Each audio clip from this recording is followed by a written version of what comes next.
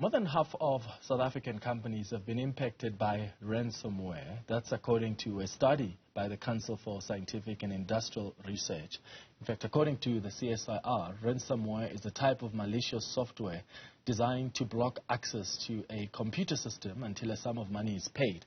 For more about ransomware and its impact, we're joined by Petzer, who is the cybersecurity systems expert and research group leader at the CSIR. Billy, thank you so much for making time for us this afternoon.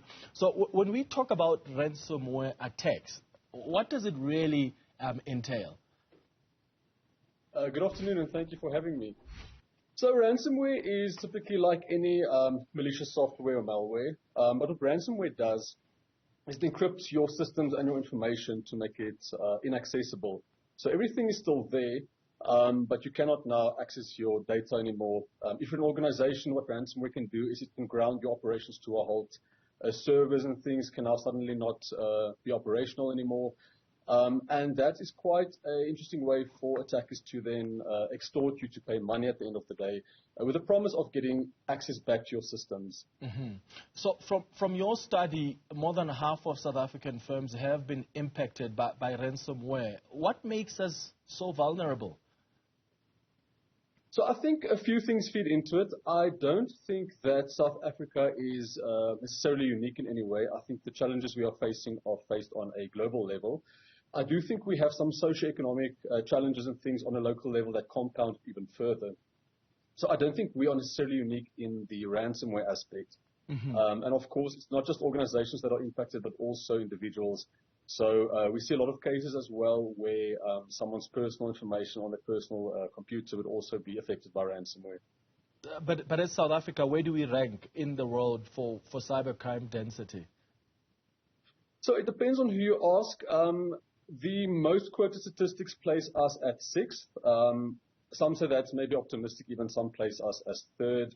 I don't think we need to get bogged up in the specifics of the statistics, but I think the trends are showing us that we are laying quite badly at the moment on a global scale. Okay. What's the cost of this cybercrime to our economy? Again, also, according to some sources, it's about 2.2 billion. Again, I don't think the statistics necessarily are too indicative of what it might be, but we know that it has a massive impact on the economy. Again, organizations tend to pay millions to get their systems operational again for ransomware, but also again the impact on the person on the street in terms of what they lose with identity theft and cyber fraud. Okay, we'll talk about where individuals are particularly affected, but when it comes to organizations, what is the extent of the damage when there is a cyber attack?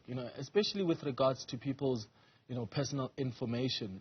We've often spoken about cyber attacks at the Department of Justice. We've spoken about Transnet. And do you have cases where personal information can be heavily compromised? Yes, definitely. I think we can see that in the cases of two of our major credit bureaus, TransUnion and Experian. Both of them have recently had quite big data breaches.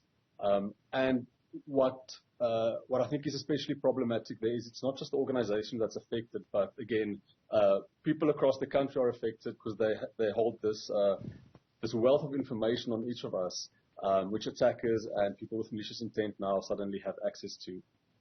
Mm-hmm. And when we talk about individuals, what kind of individuals are more vulnerable, and how do we get people to be more aware and be more cautious so that they don't fall prey to these kind of attacks? So I think you hit the nail on the head with awareness. People tend to not be educated on the risks of the internet services that they use and the devices that they use.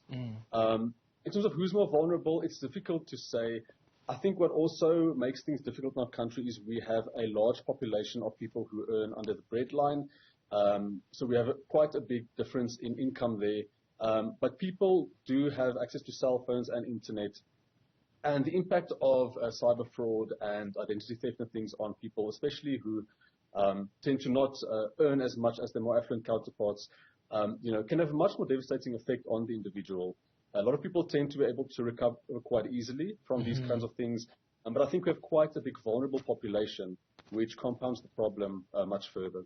Yeah, and what's more prevalent? Because there's the swim swap, fraud that I see increased by 63% in 2021. There's cyber extortion, sextortion, cyberbullying, often actually goes actually underreported despite warring estimates on how prevalent it is.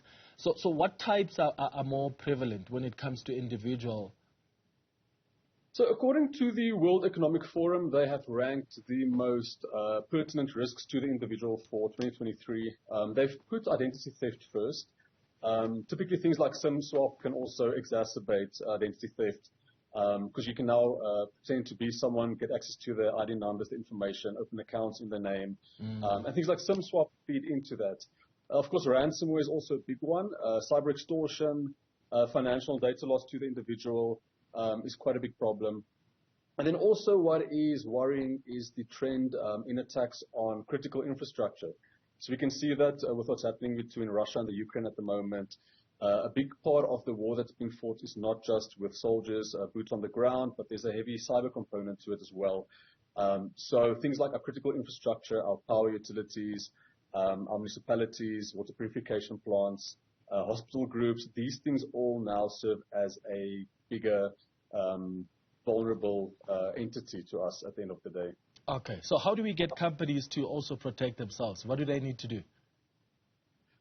I think locally, in terms of the private industry, a lot of organizations are making the mind shift. We do have some world-class security technologies and professionals in the country, but we don't have enough. So I think the highly publicized cases tend to be embarrassing for the companies that are involved, but that tends to serve as awareness for the rest of us. So I think we've seen awareness growing in a lot of organizations. We've seen an increase in the amount of money that organizations plan to spend on cybersecurity and on training and things. I think it's projected to be about 20-25% increase over the next 3 years for organizations. So the emphasis is there. Thank you for making time for us. Billy Petzer is a cybersecurity systems expert. I'm a research group leader at the CSIR. I appreciate your time this afternoon.